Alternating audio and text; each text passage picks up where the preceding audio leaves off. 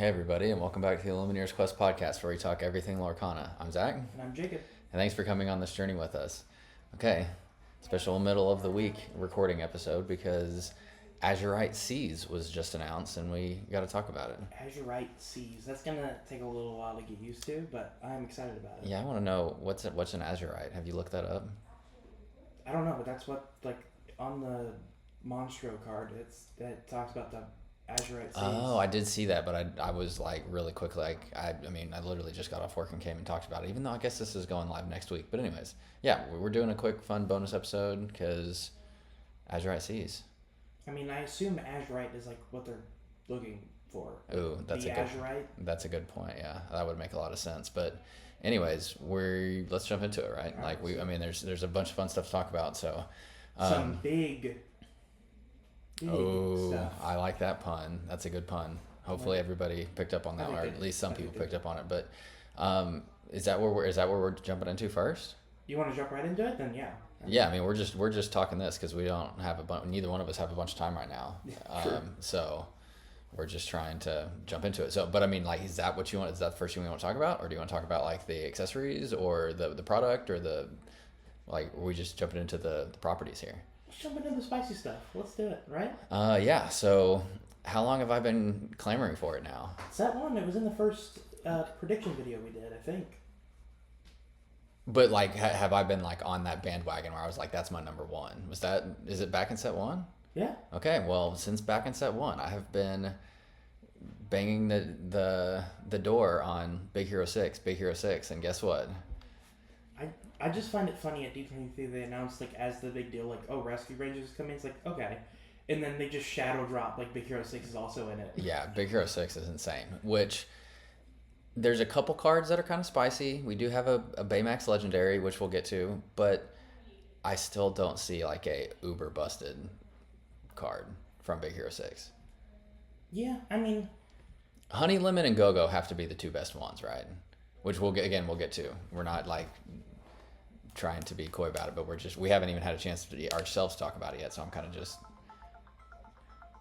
I'll say my thoughts when we get to them, I think. Okay, well, let's just yeah, so I mean, that's the big news. I think the biggest headline news of the set was Big Hero 6 is coming to set 6. But I mean, I had a physical reaction like to the trailer. Like me and my brother were watching it, and we like lost it. Like, when Baymax like flew across the sky. Yeah, my brain took a second. It's like, oh wait, yeah, they're not in this game yet. Like that's not a normal sight. Oh no, I instantly like lost my crap too because so excited. I was so pumped too. So Rescue Rangers, as you mentioned, was already announced at D23, but they obviously gave a bunch more details on that and a lot more of the background on some of those cards, and we have a lot of the card reveals for that. We have a lot of card reveals for Big Hero 6. We also have some other cards from just more like, exploration /sea type cards. Yeah, I guess if you don't some know, captains. This is a nautical theme. Azurite Seas. Yeah. We talked about that in the D23 episode. And then I guess let's start with this because this will be a quick one, but we finally have set in stone dates now for Continentals for both Europe and North America. So Europe Continentals for their championship is going to be December 6th through the 8th. And the North American Continental Championship is going to be January 10th through the 12th on 2025. So pretty funny because they had January 2024 on the slide. And so everybody's like, oh, it's already passed. Did you notice that? I did not. Oh, yeah. Because obviously, like, December is 2024, but January's going over to next year. So anyways, I thought that was kind of funny. We still don't have any, like, specifics on Worlds yet. We just know that's 2025 still. I was kind of hoping for more details around, like, what the competition will look like how many, what the final player count's going to be, things along those lines. But nonetheless, I actually already put a hold on my hotel room because I don't know how the accommodations are going to go, so I'm already locked into staying, so I'm there. All right. I mean, the weird thing is, like, they didn't talk about any of the pricing for Continentals. They did, like, I was expecting a lot in that general idea, like. Yeah, I don't know. I mean, I guess that's the next one because I think the next Lorecast will be after Seattle, which is the last DLC, regional circuit to qualify for those, and so I would imagine we get all of that stuff in the next Lorecast after, or maybe even a special one after that happens for all of the world/championship info. But I hope so, because overall it was a great Lorecast, but that's the one thing I was disappointed with, I think. yeah, I was really excited. I mean, I think overall it was really fun too. There was a lot of exciting stuff. I know there's one that you're really pumped for that we'll get to. Okay, so Continentals have actual dates now. We know exactly when they're going to be. Super pumped about that. And now we can move on to products/accessories, probably. So there's a new gift set, but it's all revolved around Stitch. I think that's going to be a massive hit, that's isn't it? That's a pretty cool idea. Everybody's going to like jump onto this for sure. So it's a gift set, but it also comes with like a collectible folder for like all your trading cards. What I see most people using them, the binders for, is for their trades. And it's got like all of the artwork from all the Stitch cards that has been in the game thus far. Yeah. And so that's pretty cool. And then you get a promo. It's the first time they've done it like this, where you get, a version of the card that's a foil, but it's also a promo that can only be got, or only can only be obtained, I guess, from that set. I believe the only other case would be the Lumineers Quest prize. Yeah, that's true. Well, and the Prince John one. So I mean, they've like sprinkled it out, but I mean specifically like this product. Yeah, they've done this product before, but not like that. And so this is starting to like get into that Pokemon realm where you buy the gift boxes and they always have like the promo foil cards, and so that's the first thing that it made me think of, at least. But from a theming perspective, on the packs we have Yzma, we have a Stitch, and we have a Baymax. So that's the 3 pack art characters. I mean, the Baymax, like, it just looks so good to have Baymax on a card pack. Oh my gosh, does it ever. Baymax, again, is, one of the top characters that I was hoping for to be part of the Lorcana, and now he's finally arrived. And so also, like, the theme on the packs and the boxes and everything is beautiful. Like, it's like you got like little wood accent. The wooden plank. I mean, it's probably more of a wooden ship than the plank, but true. That's the first thing it made me think of. It looks good. Yes, it does. Really so the box, you got the Stitch lore counter within the trove. I really like what they did with the dividers this time. I think everybody last time kind of like, we want color dividers, not rarity dividers. And so they went back to the color dividers, but this time they took the color dividers to the next level. Yes, they put characters from each of the colors onto the color dividers and made them all the colors again. So they're still color dividers, or I guess ink type dividers, but they each have characters on them. One of the top characters from said set. And unlike last time where it just had like the ink, emblem on it. And so I think that's a like very subtle touch, but really, really cool. Good decision, I think. Yeah. Yeah, absolutely awesome decision. Then we've got the starter decks as usual. We've got a Amber Ruby Pirates theme. Yeah. And then we've got a Emerald Sapphire Big Hero 6 theme. Looks fun. I mean, I'm assuming that'll be like an inventor deck, which we'll get into in a little bit. Yeah, I would. I mean, that's obvious. Those were the 2 colors that were showcased for all the Big Hero 6 cards. So I imagine you're right on the inventor side, but it's obviously like the Big Hero 6 theme because that's where those 2 cards were. So, okay. Deck boxes, sleeves, and playmats. So we're going to have one that's going to be a crowd favorite for sure. Mm-hmm. That's going to be the Winnie the Pooh Honey Wizard deck box and sleeves, which everybody's already going crazy for that one. And then the Emerald Scar from Shimmering Skies, the legend, or he's not a legendary, he's a rare, but he's an enchanted. That's what I was thinking. And that's the enchanted art. That's the enchanted art from Scar. And then a little sad to announce these because you said you weren't into it, but Elsa the Fifth Spirit from Shimmering Skies playmat, which I am pumped for. I love that card, and so getting a playmat of that was fantastic. And then Donald Duck Buccaneer, I think, is the subtext on that. So Pirate Donald, which is very fitting. Don't love the card, but the art's fantastic. So huge fan of that one. I just think in the grand scheme of things, there was a lot better choices. I don't know. Okay, what were your choices then, Mr. Picky? I think I would have went with Jim Hawkins. Of course, shocker. Jim Hawkins for sure. I mean, Elsa's fine. It's just me personally, I'm not a big fan. I love that art. Love the card too. So can't complain about that one, but you can, I guess. So, Just personally. yeah, no, it's fair. I mean, again, when we're talking about art and we're talking about the, likeness, I guess a lot of these things, like that's all very personal preference, and so Sure. love, you like some, you lose some. I mean, I've been a fan of them all, basically all of them thus far, and so I'm on the hype train. I guess quick fun fact for people in the United States that are listening. Best Buy always has started, or the last, I think, 2 sets, maybe it was just Shimmering Skies. They put their accessories up for pre-order extremely early.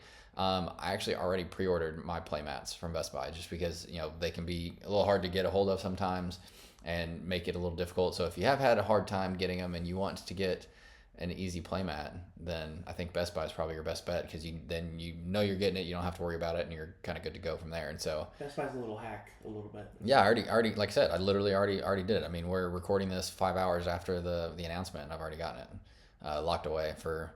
And one other thing I want to mention while it's but yeah, got it locked away, so I'm going to get it. Did you notice that it's the nationwide release is not 2 weeks after the? It's 10 days. Yes, right? it's 10 days. So set 6 for Azure Seas. That's actually C, not C's. I keep saying C's. Azurite Sea releases November 15th for hobby stores and LGSs, but it releases November 25th, 10 days later for the wide release. So that's kind of new. Wonder if there's what their reasoning behind that was. Not that it's like uber important, but it's just kind of cool to get it out everywhere else a little sooner. So Maybe their distributing process is better. I mean, I yeah, don't know. who knows? Anyways, just another little difference this set going into it than we've seen in the past, and so just wanted to call that one out too. But so the last thing before we jump into the cards and start talking specifics about some of the card reveals that we actually got are the Elsa mat and the Donald mat, which I'm excited for. Jake's being a grump and is not excited for, and so pick your team. I guess. Are you excited or are you not? I'm not. I'm about the mat. I'm aware. That's why I said pick your team between our team. Like you're on one team, I'm on another. Talking to our listeners on which team they want to pick. I'll be the deck box team. Yeah, I mean, I think most people are going to be Honey Wizard deck box team. To be fair, so yeah, I mean, obviously that's where a lot of people's accessories spend is going to go. But anyways, okay, I think we got a lot of cards to talk through, and so might as well jump into that, right? A lot, actually, like a lot. And I don't know, they revealed some after the fact too, which I don't know. They did the same on Shimmering Skies, just on the website. Yeah, and I thought they did some in Discord too. I don't know where the other extra ones that came this time are, but I guess they were from the website. But anyways, yeah, so we've got 12, 14 cards to talk through, probably. So yeah, let's jump into it. The first one that we have kind of set together here is going to be the Rescue Rangers. That's obviously the biggest one. So we got some Chip and Dale cards. We've got a couple other ones to talk through as well. So yeah, first one being an Amber Chip card, Ranger Leader, the 4-cost inkable 3/4 stat line, quest for 2. And he has ability that says Value of Friendship. Whenever you have a character named Dale in play, this character gains support. So very much in the Chip and Dale synergies, much in the theme synergies, but from an overall uber competitive card, probably C, maybe D tier. Yeah, I mean it is what it is, kind of . Yeah, I mean it's another added theme card, and I mean the art on it's fantastic. They talked a lot about the art in the Lorecast actually too. They had one of the art directors on, which I really enjoyed a ton, having him on there. But yeah, Chip I think he mentioned this was one that connects, the art connects to the Dale. We haven't seen the Dale card that this connects yet to. So that's kind of and I don't know if it's an odd decision. I guess it's just kind of funny that he mentioned that in the Lorecast and then said, hey, there's the other half to this card, and then we didn't get the other half. And so I'm not the biggest Chip and Dale fan ever, but I'm like, come on, give me the rest of this. I want to see the full thing here. I mean, I'm definitely more of a Dale fan, I would say. Okay. Well, personally, we do have a Dale card to go over. Is this the only Dale? We have another Dale, I think. No. They released later. Do we not? I'm scrolling to the end real quick where some of those are. No, we do have. Okay. Yeah, okay. So we do have a couple more of each. So we'll scroll down there after we get through these. But that is also not the one that fits with. No, it doesn't look like so it. There's a third Dale. So yeah, we do have our first Dale that they showed in the Lorecast is another 4-cost inkable 3/4 stat line. So same as Chip. He only quests for 1, however, and has the ability that says Nuts About Pranks. When you play this character, you may put the top 3 cards of your deck into your discard to give chosen character -3 strength until the start of your next turn. My first thought is like Chernobog synergies. Yeah. Just like dump your deck into Chernobog. So again, not the craziest card ever, but there is a world where I think this actually has some sort of like crazy combo play. You know, those crazy combo plays again are like never the most hyper competitive decks, but I can see that being like super fun. Like turn 4, dump 3 more cards into your discard pile. Turn 5, play Chernobog for 2 or 3 ink. Like that'd be crazy. It would be. Like, I think playing something like this and then playing the Chernobog in the same turn would be kind of fun. Like, something little like that, you know? Yeah. Maybe not. Well, yeah, I mean, at late game, you could definitely get them both off. But, yeah, I mean, you know, early game, like on the curve, you're probably not going to be able to do them both. But that being said, I like that. Like the, you know, kind of like throw your opponents off. You think they're just trying to, you know, stack their strength so that you can, you know, challenge more effectively. But in reality, you're just trying to buff your discard to get a Chernobog out. Yeah. Okay. Next one, we're moving over to Sapphire here. We got a 6-cost inkable gadget hack wrench. This is the brilliant Boyson. Now, I don't know about you, but I was like, I mean, I was too old to watch Rescue Rangers. Yeah. So I knew Gadget though for a while because she has I don't know if it's still there, but in Toontown and Disneyland it was Gadget's Go Coaster. Oh yeah. That's where I knew Gadget for a very long time because that's one of the first roller coasters I could go on. Yeah, this is a fun one for sure. 3/6 stat line, quests for 3, so that's, you know, a pretty huge buff there. Shift 4, so that's pretty insane as well. Getting her out, getting her that much lower on the board with the big body, kind of in the sense of your Robin Hood Champion of Sherwoods. Then she also has the ability that says mechanically savvy. While you have 3 or more items in play, you may pay 1 less to play inventor characters. So, yeah, you know, you mentioned the inventor synergies. There's the first one we see. I mean, I would say, just before we get even more into best inventor synergies, wow, I can talk. I mean, we agree that the best one is Flaversham, right? I mean, still, yeah, of course. I mean, Flaversham's still going to be the best inventor. I would hope that, you know, we would get a massive, like, awesome hero inventor card at some point, which I guess we're going to get to the hero ones in a little bit, and so probably shouldn't jump the gun on that one. But, yeah, so the first inventor card we have, that's a new keyword. I guess it's not new because Hiram's one, but it's a more upfront keyword. They're actually focused. Yeah, than it has. Yeah, focus. It's much more in focus than it has been in the past. So I like Gadget. I like the Shift 4. Obviously, we don't have, or I guess I should say obviously because we haven't gone through anything yet, but we don't have like her shift targets yet. And so, you know, the abilities of shifting rely a lot heavily more on the shift targets than the shift ability itself most of the time. I could see her getting we'll see. played just for her stats though, like not ability at all. Like I could see that happening. Dies to Medusa. I hate to say it. True. I hate to be that guy. But on 4 though.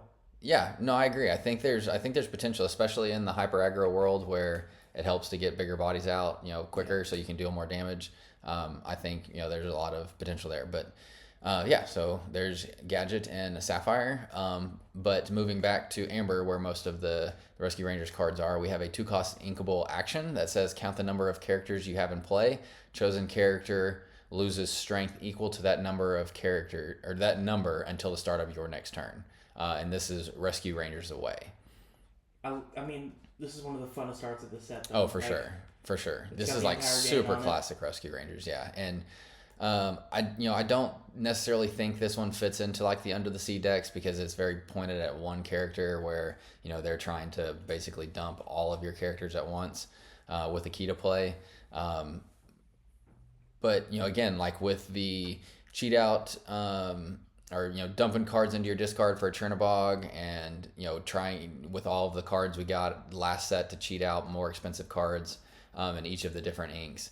I don't know, maybe it's important, you know, maybe it becomes more important to have an ability like this, depending on the other cards that are released this set. So I don't think it's very playable now, but I could see a world where that is important to have something like that. Sure. Okay, so those were all the ones released in the Lorecast, but we do have a few other Rescue Rangers cards to talk through. We have another chip card, the Friend Indeed. He's a 3-cost inkable, still in Amber, with 3/3 stat line and quests for 1. He has an ability called Dale's Partner. When you play this character, chosen character gets +1 lore this turn.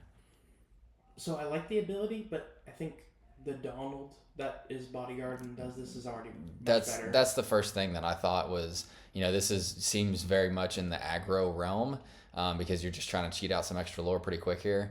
And yeah, Donald's gonna be a little bit better because he's a bodyguard to protect that quester as well. So Donald's stat line is 2/3.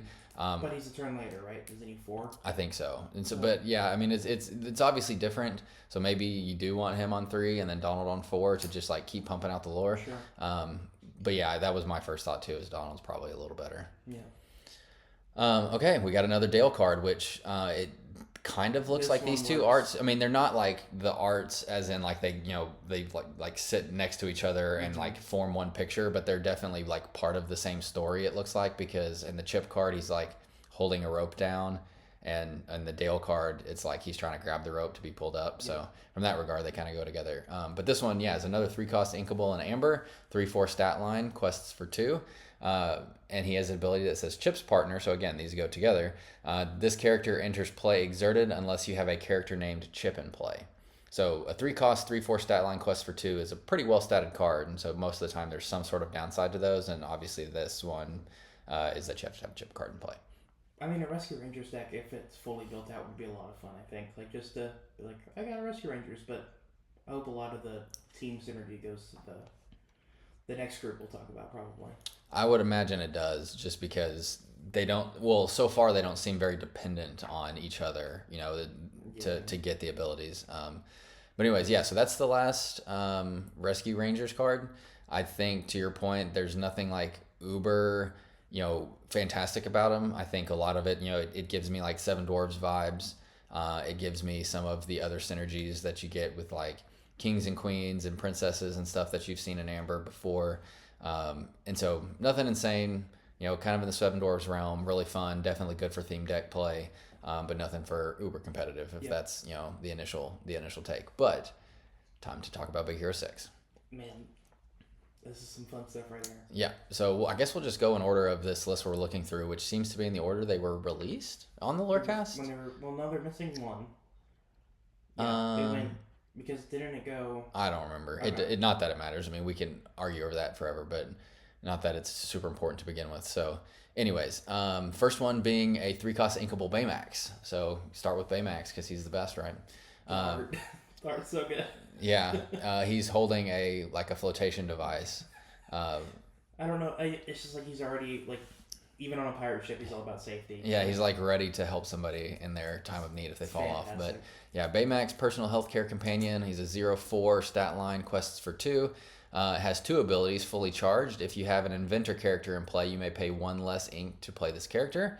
And then you said ow, which is kind of funny, especially given the ability, because it says pay 2 ink, remove up to 1 damage from another chosen character. So obviously this card isn't like the best, but I love it because just from the theming, like he has 0 strength because he doesn't hurt anyone. Yep. He heals people. Like, I just love it. Like, he's beefy for his cost, and you can drop him cost. Like, yep. I just love it. Grandpappy OP confirmed. Well, even more so with the other card. We're gonna get there. Yeah, we're getting there. But yes, more. It's really funny because there's a ton of healing in Sapphire, but it's never really been. It's obviously never been its like namesake because of all the items and draw power that you get through those items, and so that's always been like the the main theme that Sapphire's gone through with the ramp. But I think there's more healing. This chapter 1 Jasmine I loved because it was really annoying to deal with if you couldn't take her out. True. She did too. She healed every time she quested, and then we have a new Baymax that's kind of in the same vein. He's a 5-cost inkable in Sapphire as well. He's the armored companion that has a 2/6 stat line and quests for 2. Our first legendary as well, worth noting. And he has the ability that says the treatment is working. When you play this character and whenever he quests, you may remove up to 2 damage from another chosen character of yours. Gain 1 lore for each 1 damage removed this way. That's insane. Now I don't know if you thought the same thing when I saw it first. When I first saw the card, I was like, "Is this a hero and Baymax card?" Like Oh before no, that was didn't like, cross my mind. I was like, "Is this hero and Baymax?" And then I was like, "Oh," Just Baymax. but it's still amazing. Yeah, so you're healing and getting lore, which is kind of nutty, right? Yeah. I mean, yeah, it's in the same vein of healing and getting cards, which is obviously very good. And he does it on play and quest. Yeah, I mean, which again, the first time I read through it, I just read it as on quest. And I was like, oh, that's kind of not great. But then I read it as on play as well, and so then it gets a little bit better. I think the 2/6 kind of hurts him a little bit. I mean, again, to your point, like he's a healer, he's a medic, so he's not going to be like a big damage dealer. So I get it. Like I think again from a theming perspective, it makes perfect sense. But that just puts him in like way more removal range. But I'm trying to like I've already like started like I just mentioned just before we started talking about this Baymax card is like the Grand Pavy deck. Like let's just start cooking up a Ruby Sapphire already self damaged deck with Grand Pavy and Jasmine and Baymax. Just sit there and you don't even care what your opponent's doing. You're just doing your own thing. You're throwing your characters, your overstated Ruby characters out there, and then you're healing them and you're getting lore from that healing. Flaversham and Popsicle work in that too, I think. Flaversham and Popsicle to heal and to draw cards. Yeah. I mean, I'm not saying it's going to be like S tier, but like I feel like there's something. I feel like there's something there for sure. Yeah. Okay, but speaking of hero, we do have a hero card as well. So Hero Homada, the robotics prodigy, is another inventor card. He's a 3-cost inkable, 0/3 stat line, quests for 1, and has a pretty nutty ability, I would say, right? It's just that The sweet tech exert for 2 ink. Search your deck for an item card. So and put it on the top of your deck. Trying to find your lucky dimes, huh? Yeah. So put it on the top of your deck, which like theoretically you use this ability with hero, then you quest with Flaversham, banish an item, and just take that card, right? Like. Yeah, I mean this one It's not I love like the ability, but everything else around it's not great. 0/3 is not great. Quest for 1's not great. But finding an item or being a tutor, as a lot of the old Magic players and other more seasoned TCG players call it, is extremely extremely valuable. I mean, think about like how people play Visions of the Future to search 5 cards down and pay 2 ink. So obviously there's a chance that he doesn't get this ability off, and I think that's if that was an on play ability. With the ability to continue to do that to pay 2 ink, that would be utterly busted. And so I get why that's not that way, but I think there is a world where like late game, if you get this off and you just are able to find your dime and like close the game out on that turn, it has a massive amount of potential. For sure. Okay, moving on to one of my favorites of the group. Characters, not necessarily cards, although I do actually really like this card as well. We've got a 2-cost inkable, first and emerald. We've got Honey Lemon, the chemical genius. She's a 1/1 stat line, quests for 2. So that alone seems pretty decent with a 2-cost quest for 2. But you could also think of her as a 4-cost card, kind of like the Anna from Shimmering Skies, where you get to pay when you play the card. But this one says when you play this character, you may pay 2 ink. To have each opponent choose and discard a card. It's kind of fun. So I don't really know why Honey Lemon's making you discard. A little less on the theming synergy there. That was the one where I was like, what is she doing that would make your opponent discard? Like I was thinking on that, but yeah, I mean it doesn't matter. I mean, I guess maybe since she's an emerald, like all of her little gadgets that she throws are very disruptive in the movies, and so like sure, it's just more of a disruptive thing than the actual like fact of discarding. I was hoping, because like in the realm of Big Hero 6, the most unique character ability wise is definitely Honey Lemon. Yeah. So I was hoping for something very unique for her, like.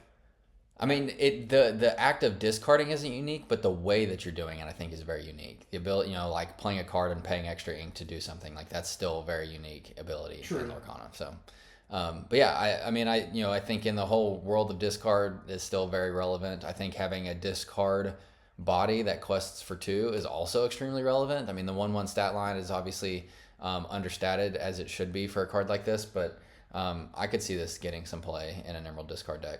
For sure, I think so. Especially being a 2-cost character that quests for 2, that's pretty solid. Okay, moving on to the next Emerald one, we have Fred, mascot by day. Fun in his. Is it a like what's the costume? I can't even like I don't remember what is it a like just some sort of like alien monster? It's like a yeah, it's like from his room. Yeah. It's just some alien monster. Yeah. Okay. That's what I thought. But he's in his costume from the movie. He's a one cost 1/1 stat line that quests for one. That says whenever this character is challenged, gain 2 lore. So very much in like the Baloo realm.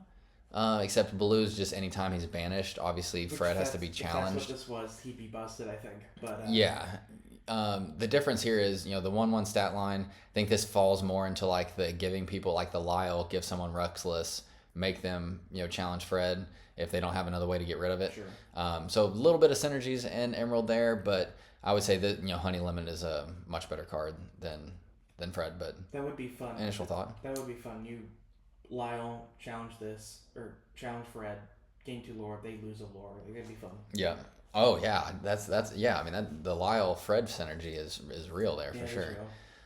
Okay, so moving back to Sapphire, however, we got a 4-cost Wasabi, the Methodical Engineer. He's a 3/3 stat line, quest for 1, has 2 abilities that says Blades of Fury. When you play this character, you may banish chosen item, gain 1 lore. So you can do it to your opponent if they've got a more powerful item in play, like a dime. It's much better to give them. The player that loses the item gains. Yes, so it's much better to give your opponent 1 lore than to have them have a dime on board and gain 4 or 5 lore. So something to think through. But also you could obviously do that to your own item if you're in your own item deck. Banish your own item, get a lore, do that sort of thing. And then he's also got evasive during your turn, which is very on theme, I think. So you have some Diablo counters.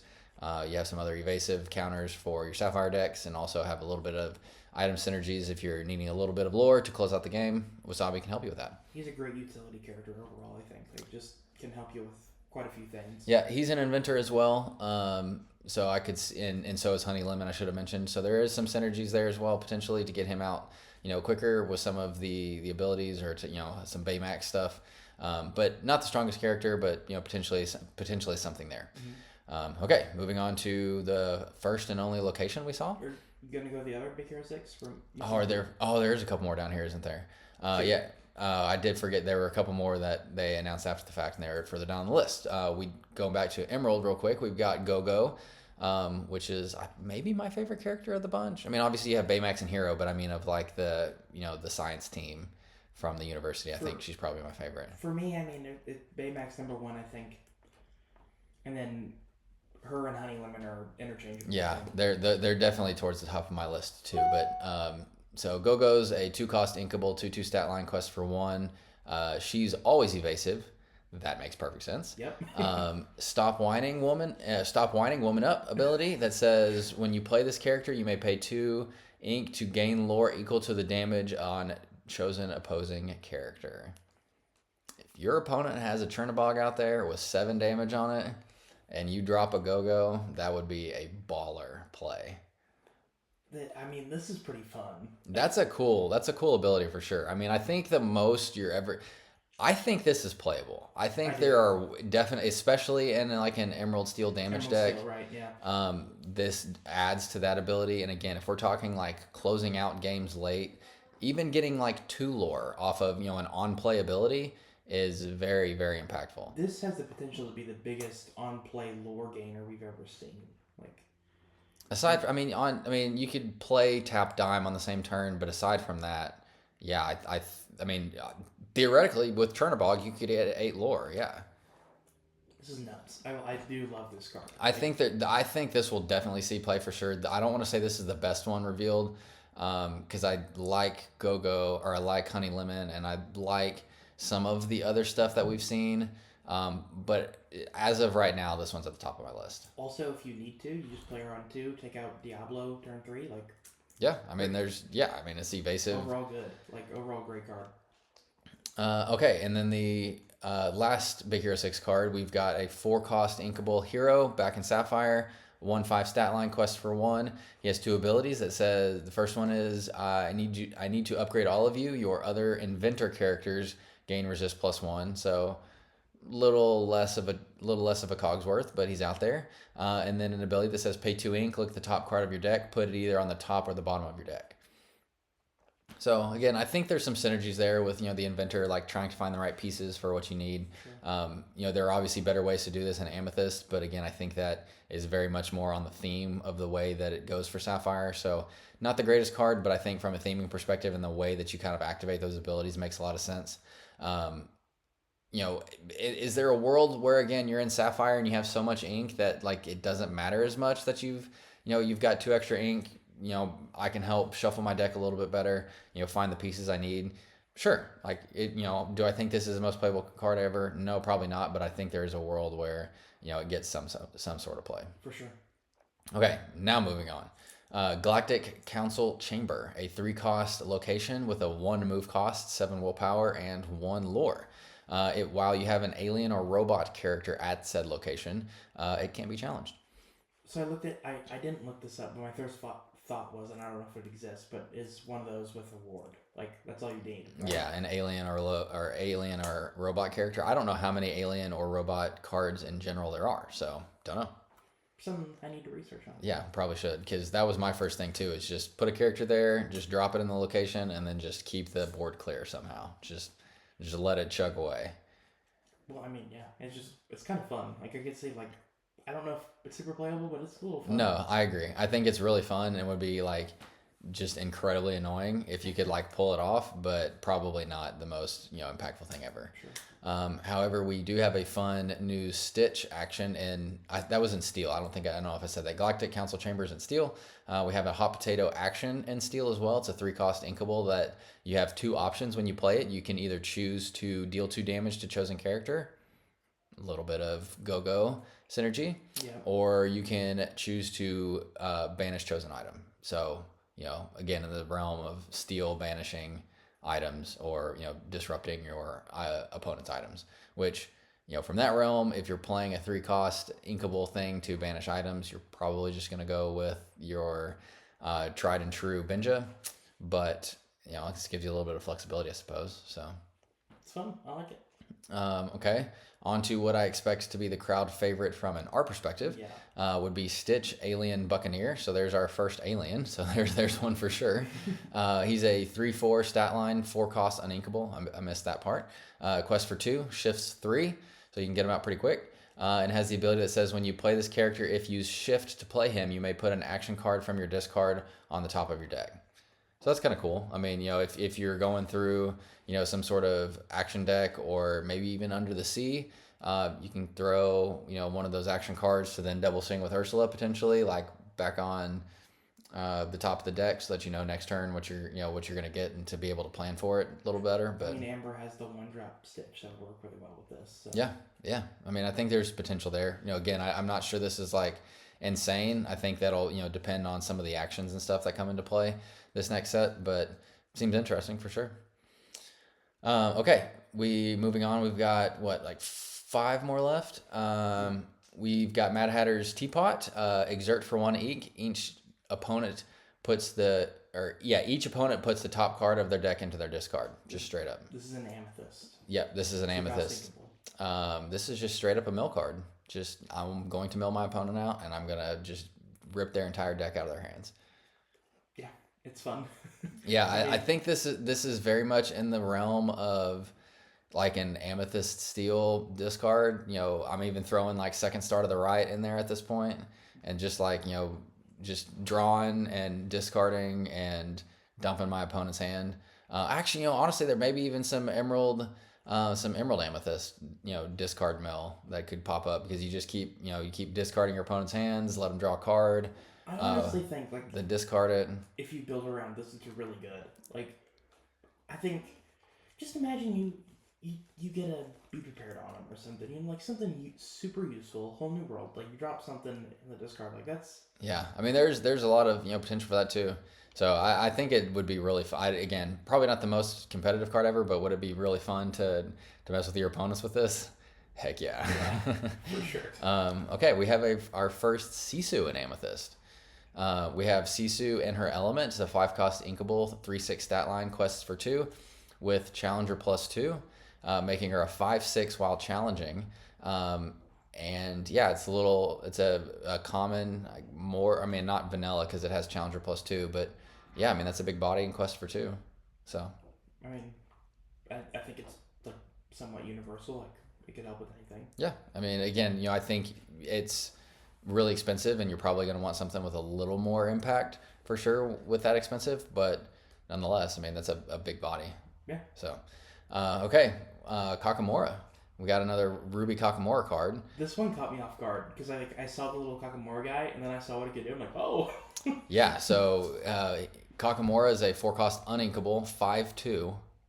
You heard that right. 5/2 stat line, 5 strength, 2 willpower. Quests for 1 and has rush. So he is a location destroyer. I love that he's a Kakamora because so he's like a little Maui kind of. Yeah, he really is. I mean, he's I think this is if this was inkable, I think this would be insane. Genuinely, I don't think it can be. I mean, inkable plus reckless. I think you have to like. I know that's what I'm saying. I would be fine with that too, honestly. But if this was inkable, chances are you've got 2 or 3 strength on board by turn 3, or by turn 4 when this is going to be played. And so if somebody drops a location on turn 3 or 4, you just take it out with Kakamora.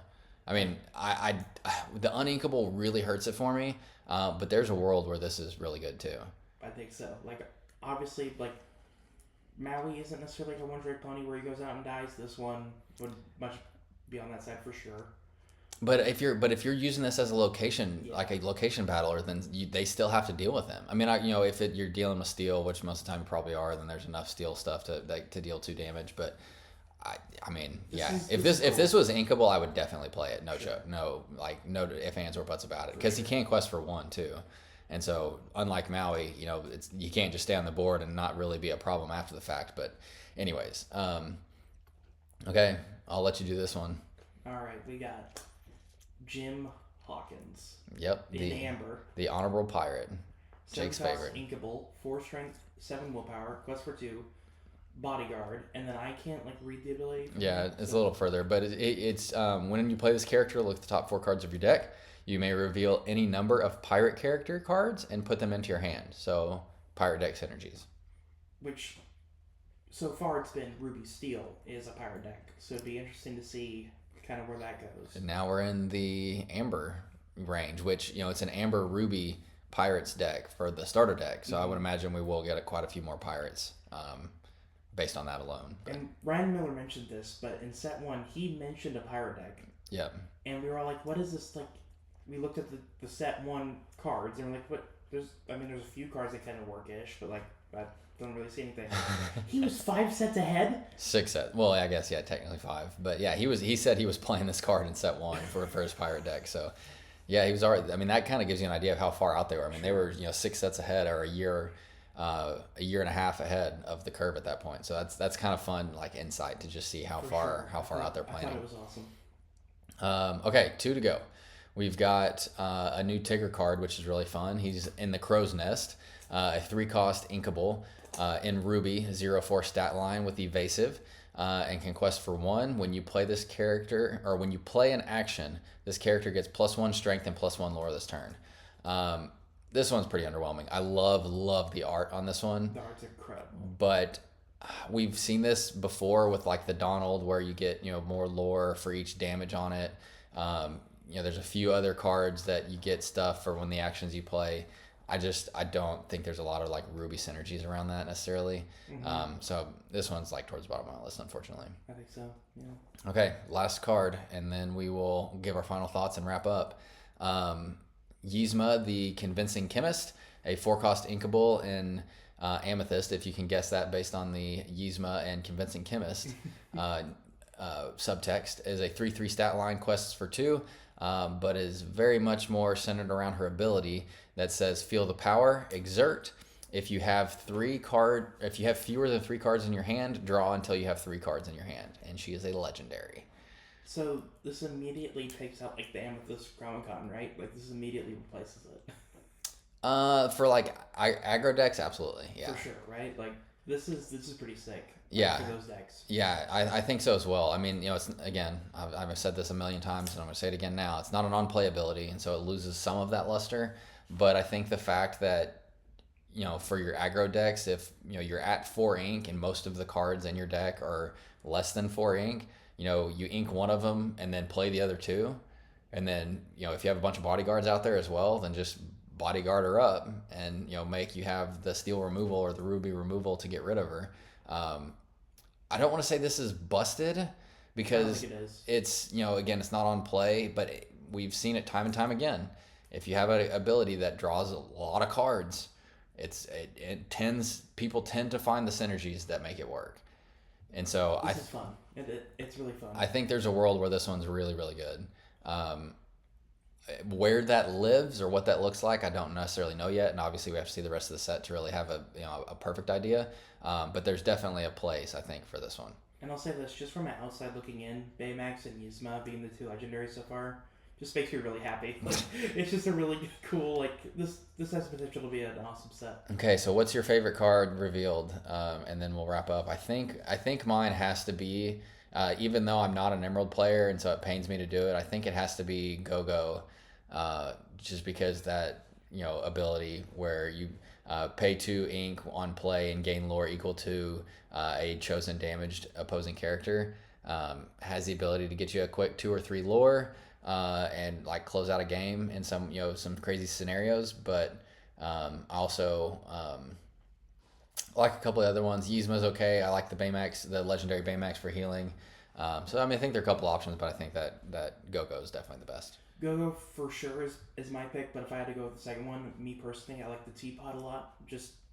I play mill decks in other games, so just that'd be fun. Getting there a little bit is super fun. That'd be fun.